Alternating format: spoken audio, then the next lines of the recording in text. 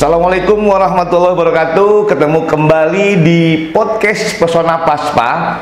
Tentunya bersama, sekali lagi, pasti kalau Pesona Paspa itu akan hadir peneliti-peneliti di bidang kepakarannya pasca panen. Kali ini saya bertemu dan mendapat tamu di Pesona Paspa podcast, yaitu Bapak Khairuddin PhD. Tapi saya biasa manggilnya Dede. Coba kita panggil ya. Assalamualaikum Pak Khairuddin. Waalaikumsalam wabarakatuh. Pak Dede nih terkenalnya nih. Iya. Boleh panggil Dede toh? Boleh, silakan. Pak Dani silakan. Ya. Oke, Pak Dede sehat Pak Dede ya? Alhamdulillah baik-baik. Wah, ini Pak Dede, saya senang sekali ketemu Pak Dede ini. Sobat Tani dan Sobat Pesona Paspa, Pak Dede ini adalah peneliti yang baru-baru ini hasilnya itu sudah diambil oleh salah satu perusahaan atau industri, yaitu bagaimana biosilika dari sekam padi menjadi alas sepatu atau menjadi sepatu yang mereknya Node, yang kemarin episode sebelumnya adalah langsung pengusahanya kita wawancarai. Sekarang kita penelitinya. Pak Dede, ingin nanya nih saya nih, kadang-kadang ini pertanyaan saya sebetulnya Pak Dede, itu pertanyaan teman-teman di luar nih Pak Dede. Silakan. Jadi kenapa Pak Dede bikin hasilnya biosilika sekam padi, terus tiba-tiba kok jadi sepatu? Cerita dong Pak Dede, ini biosilika nih sebetulnya buat sepatu atau buat apa saja? Pak Dede bisa cerita bagaimana terjadinya biosilika yang dari sekam padi Pak Dede? Baik, terima kasih Pak Dani. Jadi gini, awal ceritanya itu kita ini kan di Kementerian Pertanian ya. Nah itu salah satu tugas Kementerian Pertanian itu bagaimana mencukupi kebutuhan pangan seluruh rakyat Indonesia begitu. Seperti itu. Dan pangan pokoknya itu kan padi ya, padi, yang menjadi beras terus menjadi nasi begitu kan. Pokoknya padi aja, beras ya kalau di kita beras lah gitu kan. Tapi kan ini program Kementan itu tentu pastinya itu meningkatkan produksi lah. Betul. Karena kan penduduk terus meningkat ya, dan pasti harus dijamin terpenuhi lah begitu. Nah kadang-kadang kita ada juga yang mungkin ya lepas dari perhatian kita atau kurang mendapat perhatian. Ketika padi diproduksi meningkat gitu kan, kan yang dipanen gabahnya kan? Iya. Gabahnya terus ke penggilingan kan, supaya jadi beras tuh jadi nasi kan. Nah ternyata di penggilingan ceritanya lain lagi nih. Nah dari gabah ini nanti tidak hanya dihasilkan beras, banyak macam-macam. Benar. Itu, dan salah satunya itu sekam. Nah ini ya, kadang orang lupa ini, lupa. Sekam dibuang aja kan. Nah sekam itu tadinya dari sawah dibawa ke penggilingan. Nah jadilah hasil samping lah begitu ya dari penggilingan. Dan itu tidak sedikit loh Pak Dani. Betul ya. Boleh itu dikatakan limbah sebetulnya Pak? Ya boleh. Artinya orang ya sisa ya, yang memang tidak dipakai ya. Tapi ternyata Pak Dede bisa memanfaatkan itu nih. Iya. Terus Pak Dede ceritanya Pak Dede. Jadi kalau kita hitung nih ya Pak Dani, katakanlah data BPS tahun 2020 itu produksi gabah kering giling kita itu sebagai ukuran produksi padi itu sekitar 55,16 juta ton. Itu gabah kering giling dalam bentuk gabah ya. Nah itu kalau berdasarkan hasil penelitian dari sejumlah itu sekitar 20% itu sekam. Wow. Seperlimanya jadinya seperti itu. Jadi kalau dihitung-hitung ya mungkin sekitar 11 juta ton lah. Iya. Itu 1 tahun. Padahal kita produksi padi tiap tahun kan? Iya betul. Nah itu 11 juta ton. Nah terus makanya wajar kalau misalkan kita sekarang pergi ke penggilingan padi lah gitu ya. Umumnya itu numpuk tuh di belakang-belakang penggilingan padi gitu kan, seperti itu numpuk.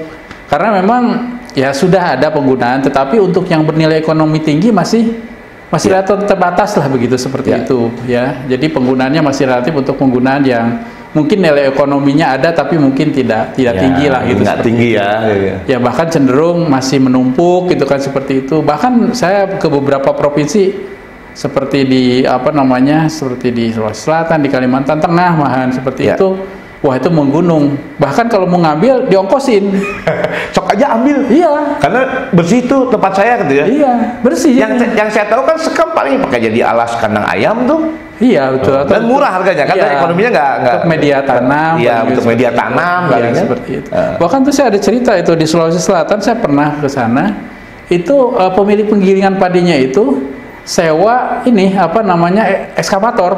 Untuk ngambil itu. Ya, 15 juta sewanya. Wow. Untuk apa namanya menggeser, memindahkan itu supaya tidak menggunung di belakang penggilingannya. Karena dia mau panen raya, mau giling lagi gitu. Wow. Dan itu tidak digunakan seperti itu. Nah, itu baru cerita awalnya. Yeah.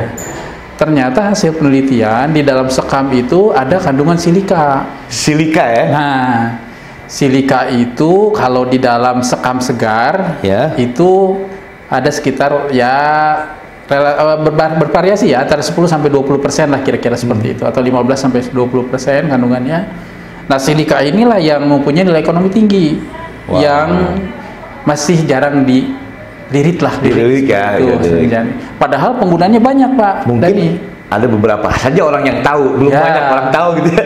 Ya sebetulnya di dunia riset sudah beberapa tahun sebelumnya gitu kan, udah apa namanya dilakukan riset itu. Tetapi ternyata untuk skala pengembangan itu tidak mudah juga, loh, banyak tantangannya. Dan alhamdulillah Badan Litbang sudah berhasil itu. Wow, ya. Seperti itu. Jadi tidak hanya di tataran penelitian, juga di pengembangannya. Pengembangannya ya. Betul. Seperti itu di tataran pengembangannya. Nah, di dalam perjalanannya ternyata kita melihat yang silika dari sekam ini, akhirnya kita dari mulai penelitian skala lab, terus kemudian skala semi pilot, ya yang agak sedang, terus sampai yang besar ya kami ada di Karawang. Kita coba kembangkan satu unit proses yang bisa menghasilkan 2 jenis produk sekaligus. Wow. Jadi ada yang produknya itu cair nih seperti ini. Oke. Oh, ada yang cair ya. Yang serbuk. Nah, yang serbuk ini ada juga tuh yang ini yang di botol. Jadi, ya. sobat Pesona Paspa, rupanya di sini ada cair. Nah, ini hasilnya. Kemudian ada bubuk ya. Ya, betul, bubuk. Ini bubuk nih. Oke. Dan itu kita hasilkan dari satu unit proses. Tergantung nanti kita tujuannya mau yang cair atau yang serbuk, yang bubuk. Iya. Karena kan kalau di industri biasanya inginnya satu paket ya. Kan peruntukannya untuk apa gitu ya, Pak? Ya, betul. Jadi kalau cair untuk apa, yang serbuk untuk apa? Ya, jadi dalam satu alat rangkaian yang sama lah begitu, seperti itu. Jadi itu ya produknya. Dan memang kenapa kita dua ini, dan setelah kita lakukan riset ternyata ada rekomendasi penggunaan yang kita rekomendasikan lah seperti itu ya. Dari produk itu? Ya, dari produk itu. Yang cair itu kita rekomendasikan untuk yang apa pertanian ya. Sementara yang bubuk ini untuk yang industri non pertanian. Yang ini kalau untuk pertanian yang cair? Jadi gini Pak Dani sebetulnya. Jadi kalau kita dengar cerita tadi ya di awal, silika itu kan asalnya dari sekam. Betul. Ya, sebetulnya dari tanaman lain juga ada. Nanti saya cerita juga bisa itu. Nah, yang dari sekam ini artinya ketika tanaman padi itu tumbuh, dia kan menyerap hara nih unsur hara di tanah. Ya termasuk ya silika itu. Ya artinya kan kalau silika ada di dalam bagian tanaman, artinya dibutuhkan kan? Nah, artinya memang silika ini tidak hanya dibutuhkan untuk penerapan yang lain, untuk tanaman juga perlu. Oh gitu. Iya. Tadinya mungkin Pak Dede ke sana ya arahnya? Iya betul. Iya tadinya begitu. Jadi memang kami kan karena ya dari lembaga penelitian pertanian kan. Ya tentunya fokusnya ke pertanian dulu gitu kan, seperti itu. Jadi kan? Saya jadi nangkap nih. Jadi silika itu memang dibutuhkan juga oleh tanaman. Betul. Sehingga produk silika cair ini kembali untuk tanaman. Betul. Wah ini ya. Jadi sebenarnya nggak kebuang ya kalau udah. Betul. Jadi seperti lingkaran tertutup lah kita upayakan ya, seperti itu. Jadi ada dari sawah, dari tanah jadi tanaman padi, di sawah kembali ke pinggiran, balik lagi kita. Wow. Di situ itu. Jadi namanya? Dan memang silika ini sebetulnya kalau di luar negeri ya, sebetulnya untuk tanaman-tanaman rumput-rumputan seperti padi, tebu, jagung, terus sorghum itu memang sudah menjadi istilahnya ya kebutuhan untuk diterapkan. Karena memang ya karena gini istilahnya kalau badan kita itu mengandung protein, maka perlu asupan protein kan. Nah sementara yang selama ini mungkin masih banyak di Indonesia tanaman padi sebetulnya dia butuh silika. Terus dia menyerap silika dari tanah tapi terus kemudian ada yang keluar, tidak dibalikan lagi, terus diambil aja. itu ya. kan lama-lama tanahnya miskin, terus juga apa namanya mungkin pertumbuhannya juga kurang optimal lah kira-kira seperti itu. Ini ya. Pak Dede bisa, yang namanya peneliti ya, Sobat Pesona Paspa ini memang mikirnya udah karena kita memang lembaga penelitian yang di bidang pertanian, sehingga silika ini diproduksi dan artinya dibuat lah ya, dihasilkan dari skam padi dan kembali sebetulnya tujuannya untuk ke tanaman lagi. Nah, yang saya ingin tanya Pak Dede, tadi kan proses dari skam itu Pak Dede bilang prosesnya dari mulai penelitian yang tadi itu berapa lama Pak Dede? Jadi sebetulnya gini Pak Dani, kalau di kami kita mungkin efektif sekitar 5 tahun terakhir lah. Hah, 5 tahun? Ya, 5 tahun terakhir. Berarti emang nggak gampang Pak Dede. Ya, Sobat Pesona Paspa, ini hasilkan silika ini dan bio lagi ya. Dan kalau nama silika, itu ada sebetulnya unsur kimia ya, tapi ini bio. Ya, itu menarik juga Pak Dani. Ada ceritanya. Makanya saya bilang silika gimana? Dan kita terus terang, mungkin boleh dicek ya. Ini klaim kita lah gitu kan. Saya ingat tahun 2015 lalu, saya dengan teman-teman tim itu kan, apa nih kita namakan supaya beda gitu kan dengan yang sudah ada gitu kan. Kan silika sudah biasa orang mengenal, silika komersial banyak, tapi yang silika komersial kan banyak kan dari tambang Pak. Betul. Pasir, kan? Saya tahunya gitu kan, silika itu. Nah, kita ini apa bedanya? Oh, biosilika. Biosilika, sip.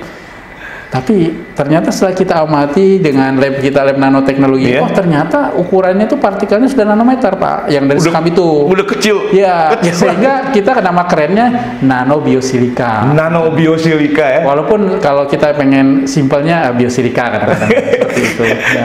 Oh, jadi gitu ya. Makanya teman-teman ada yang nanya ini betul. Ya silika itu kan memang apa namanya? Ya unsur mineral kimia lah. Jadi memang ini dikasih nama biosilika. Wow, ini memang keren banget. Jadi untuk membedakan silika yang berasal di sumber lain. Jadi untuk membedakan dari silika yang dari sumber lain. Sumber lainnya maksudnya non-organik. Non-organik itu yang dari kimia ya, non-organik lah ya. Ya bisa dari pasir ya, atau bisa sintetis juga seperti itu. Ternyata prosesnya nggak mudah ya, nggak sebentar lagi menurut saya. Betul. 5 tahun Pak Dede. Ini kalau saya anak Indonesia nih bangga banget Pak Dede nih bisa seperti ini. Dan nah kembali Pak Dede, tadi kan Pak Dede bilang ini ada yang untuk pertanian, ada yang tadi untuk industri. Cerita dong yang untuk industri ini kok bisa jadi sepatu nih. Baik. Jadi begini, memang kalau secara teori ya silika itu secara umum nih, baik yang yang berasal dari bahan non organik maupun yang organik itu bisa dimanfaatkan di berbagai industri nih Pak Dani. Tidak hanya pertanian itu kan industri sebetulnya. Betul. Ini industri lainnya termasuk industri karet. Industri karet itu contohnya ya, kalau yang kita kenal kan industri ban. Betul. Bahan itu pakai juga ya? Iya, betul. Sampai dengan alas kaki ini diantaranya. Sepatu nih yang kemarin kita omongin nih Sobat Pesona Paspa. Di depan ini ada sepatu Node ya, hasil karya anak bangsa ya, kerjasama Balai Besar Pasca Panen Balitbangtan dengan swasta ya. Saya cerita lagi, sebetulnya selain untuk industri karet, nah ini di pangan juga dipakai pada silika itu. Itu namanya kalau bahasa kerennya, bahasa ilmiah itu anti caking atau anti kempal. Anti kempal. Ya, supaya misalkan bahan pangan itu tidak mudah menempel satu sama lain lah, kira-kira seperti itu, tidak menggumpal gitu. Iya. Termasuk di produk farmasi juga. Wow. Terus kemudian di produk ini kesehatan ya, healthcare. Contoh, pakai juga ya? Ya, pakai misalkan untuk disikat gigi seperti itu. Pakai juga. Ternyata peruntukannya banyak. Wah, ini mudah-mudahan itu belum selesai. Ada yang dengar ini bisa. Ada lagi yang lain. Apa tuh? Misalkan contohnya untuk cat. Untuk cat juga Sobat Pesona Paspa ini. Apalagi? Untuk semen. Wow. Bahkan yang kalau spesifikasi tinggi ya bisa untuk elektronik. Wow. Jadi ya itulah kita melihat itu ya, di satu sisi ini program Kementan berupaya terus meningkatkan produksi pangan padi gitu kan. Di sisi lain menghasilkan hasil samping yang juga ya perlu diperhatikan karena kalau tidak bisa menimbulkan masalah lingkungan, masalah sosial gitu kan seperti itu. Bahkan Pak Dede sudah bagaimana menangani ya quote and quote limbah lah ya, tapi ini bisa bermanfaat bagi tentunya bagi berbagai industri ternyata. Pertanian industri pertanian, tapi saya dengar tadi ada kosmetik, kemudian bahan apa Pak tadi? Cat, pangan juga bisa. Pangan juga cat bisa. juga. Ya, betul. Wow. Ini kayaknya kalau saya bilang ini produk apa namanya banyak dilirik orang sebetulnya. Apalagi kalau di luar negeri ya terjadi. Nah ini kalau ada yang mendengarkan kita open ya Pak Dede ya. Pasca panen balik-baliknya open. Kalau misalnya ada industri yang mau bekerja sama, welcome. Iya. Nah kayaknya Pak Dede mau cerita nih. Ada proyek ke depan nggak Pak Dede? Tentu. Iya ada ya. Apa namanya kita setelah ini awalnya dulu dengan PT Triangga Saritama ya Pak David itu yang pada posisi sebelumnya ya. Itu awalnya dulu ketemu tahun 2017 Pak. 2017, oke. Nah, kami terima kasih nih ke Badan Litbang ya melalui BPATP waktu itu. Siap. Menyelenggarakan Agroinovasi Fair di Botani. Iya, saya kan juga ikut di sana. Jadi waktu itu tidak sengaja pas saya ditugaskan lah gitu kan. Bapak dapat royalti kalau nggak salah. Saya ditugaskan sebagai pembicara gitu bicara tentang ini gitu kan. Pak David tidak sengaja sedang di situ. Lihat juga. Dan ini gratis masuk aja gitu kan seperti itu katanya seperti itu. Dan setelah mendengar ini dan kan tadi saya sampaikan bahwa salah satu pengguna kan industri karet ya. Barulah tercetus ide bagaimana kalau digunakan di dalam produknya. Produk rubber compound gitu kan seperti itu, dan kita diskusi segala macam, akhirnya kita riset bersama tuh sejak saat itu. Jadi riset bersama bareng-bareng, dan kami terima kasih pada Pak David dan PT TLU. Dengan adanya mitra ini penelitian kita semakin tajam Pak. Arahnya seperti itu, fokus. Jadi kalau produk kami masih kurang bagus, langsung diberi masukan Pak kurang begini kurang begitu gitu, disempurnakan. Nah ini setelah ini tadi kan kedepannya gimana nih gitu kan seperti itu. Alhamdulillah tuh. Jadi ini Kementerian Pertanian, Badan Litbang sudah sedemikian rupa memperkenalkan ya hasil inovasi ini ke masyarakat. Banyak yang menghubungi. Termasuk juga industri lain gitu kan seperti itu. Dan yang paling dekat saya tidak sebutkan nama perusahaannya. Ada yang memang untuk pertanian, ada yang memang untuk industri lain. Jadi boleh sebutkan produknya apa? Boleh aja produknya, boleh kan? Ada produk yang menarik bagi saya, ini salah satu. Nanti nih ke depan ya? Iya. Dalam waktu dekat nih, Sobat Pesona lagi. Jadi gini, kita sendiri juga baru tahu gitu kan. Jadi ada industri yang memproduksi rubber roll untuk penggilingan, padi. Oke, rubber roll ya. Jadi gini, kalau untuk menggiling padi atau mengupas kulit padi dari gabah sehingga keluar beras itu kan pakai karet, karet rubber. Ternyata rubbernya itu pakai silika juga. Dan ini sangat besar penggunaannya. Dan selama ini perusahaan itu impor Pak silikanya Pak. Selama ini impor ya. Ternyata ketemu Badan Litbang Pertanian nih dengan melalui Pak Dede ya. Pasca panen. Mudah-mudahan nggak ngimpor lagi. Bahkan kita harusnya ekspor nanti nih. Jadi salah satu manfaatnya itu kalau tidak hanya bagi konsumen ya, manfaat mungkin Pak David sudah cerita ini mengenai keunggulan-keunggulannya. Iya betul. Nah, bagi industri juga itu manfaatnya si calon mitra kita ini bilang, wah ini bagus Pak, kalau kita berhasil akan meningkatkan TKDN kami Pak. TKDN itu apa? Tingkat komponen dalam negeri. TKDN ya? TKDN. Tingkat komponen dalam negeri. Jadi kandungan bahan lokalnya makin meningkat. Yang tadinya impor kita gantikan bahan lokal. Itu jadinya. Di samping tentunya nanti manfaatnya greener image ya. Betul. Jadi brandingnya lebih bagus lah, lebih ramah lingkungan lah seperti itu. Seperti itu. Pak Dede, sekali terakhir nih Pak Dede saya tanya. Kalau misalnya nanti sudah besar nih industri yang memakai, nggak kesusahan bahan bakunya Pak Dede? Nah ini Tadi kan hitung-hitungannya betul Pak. Ini satu tantangan juga di satu sisi potensi. Indonesia sebagai salah satu produsen utama padi atau beras di dunia. Tapi di sisi lain kita sentra produksi padi itu menyebar Pak di Indonesia itu. Nah ini memang perlu manajemen khusus nih nanti seperti itu, bagaimana agar si bahan baku ini bisa berkelanjutan, tersedia, tentunya efisien ya seperti itu.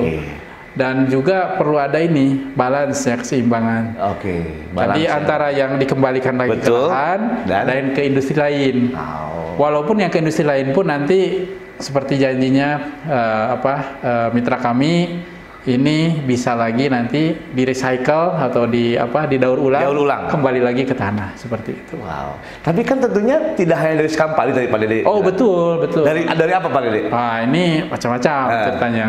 Itu tapi dari pertanian juga. Betul. Itu ada yang dari rami. Berarti ada dari rami, dari kapas. Terus kemudian dari yut, gitu kan. Yut itu jute ya. Iya, jute ya. Iya, pakai juga seperti itu. Ada serat bambu juga. Berarti kita insya Allah nggak akan ketakutan kehabisan bahan baku dong. Iya. Kalau potensi kita kan sumber daya kita kan banyak ya. Jadi selain Sekampali tadi yang disebutkan Pak Dede itu bisa menjadi bahan untuk buat biosilika ya. Kalau yang untuk biosilika maksudnya? Maksud saya untuk yang biosilika. Kalau yang buat biosilika ada juga. Contohnya ya dari tanaman-tanaman rumput-rumputan itu, dari tebu bisa. Tebu bisa? Iya, dari limbah tebu bisa. Dari limbah jagung bisa. Cuma masalahnya kandungannya saja yang berbeda dengan yang sekam. Oh, itu hasilnya juga akan berbeda Pak? Beda, beda. Kenapa kita pilih sekam? Ternyata dari pengalaman kita, pertama kandungannya tinggi. Terus kemudian penanganan pada saat proses juga relatif lebih mudah. Dan relatif bahan bakunya lebih banyak ya, karena tadi Pak Dede mengacu bahwa kita ini produksi beras, padi, betul, seperti itu. Pak Dede ada yang mau disampaikan terakhir harapannya? Harapannya tentunya buat semuanya bahwa kita harus bangga dengan kekayaan alam Indonesia ini dan patut bersyukur. Ternyata di balik kekayaan alam Indonesia ini ada potensi luar biasa yang bisa kita manfaatkan untuk kemaslahatan umat yang lebih besar lagi, begitu, seperti yang selama ini mungkin kurang mendapat perhatian dari kita. Demikian. Wow, saya melihat Pak Dede terkesima banget nih. Ini Pak Dede pinter amat sih gitu. Tapi teman-teman, kita satu lembaga nih, Badan Litbang Pertanian. Saya penyuluh, beliau peneliti, dan saya berkewajiban untuk menyampaikan ini kepada teman-teman semua. Dan saya beruntung, saya sebagai penyuluh pertanian yang ada di Badan Litbang Pertanian, saya bisa tahu lebih dulu ternyata. Dan teman-teman bisa langsung, kalau memang ada mungkin pihak industri yang swasta yang mendengarkan ini, bisa langsung mengunjungi webnya BB Pasca Panen, yaitu bisa juga langsung ke humasnya Balai Besar Penelitian Pasca Panen, melalui Badan Litbang juga bisa, dan bisa mungkin diskusi langsung nantinya dengan penelitinya langsung Pak Khairuddin, atau saya biasa panggil Pak Dede, bisa berdiskusi dan mungkin bisa dikerjasamakan. Begitu Pak Dede ya? Siap. Pak Dede, makasih nih. Ini produknya Biosinta, Sobat Pesona Paspa. Nanti juga ini ada produk sepatu. Mungkin teman-teman sudah kemarin di episode lalu, dan ternyata ada yang serbuk dan ada yang cair. Semoga bermanfaat obrolan kita, Pak Dede Khairuddin. Terima kasih. Kita bisa ketemu di episode lain dan mungkin bisa membicarakan penelitian-penelitian yang lain yang Pak Dede lakukan. Baik, terima kasih Pak Dede. Sama-sama Pak Dede. Sehat selalu. Terima kasih. Baik, Sobat Pesona Paspa, demikian obrolan bermakna saya dengan Pak Dede Khairuddin PhD atau Khairuddin PhD, peneliti dari Balai Besar Pasca Panen Badan Litbang Pertanian. Dan lihat terus dan saksikan terus, dengar terus podcast Pesona Paspa. Salam Pasca Panen.